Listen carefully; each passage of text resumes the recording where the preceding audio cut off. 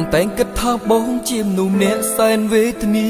ពេលដែលរូបពងាចាក់ចោលបងឲ្យឯការស់ក្នុងភពទឹកភ្នែកស្រែកអង្វរលោកកាសូមឲ្យរូបជីវ៉ាត្រឡប់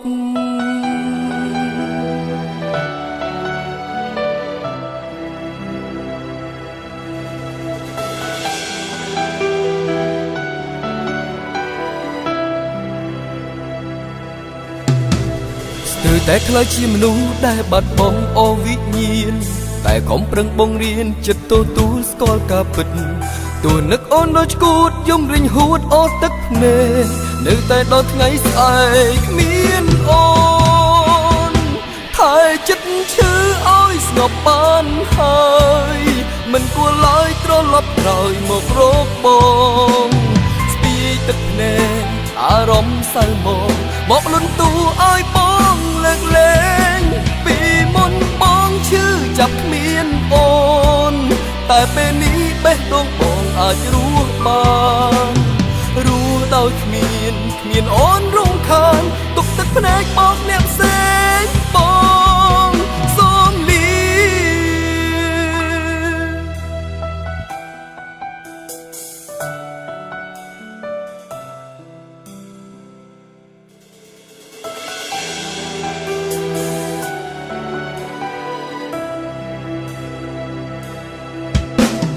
ស្គាល់តែការឈឺចាប់អូនបន្សល់ទុកឲ្យបង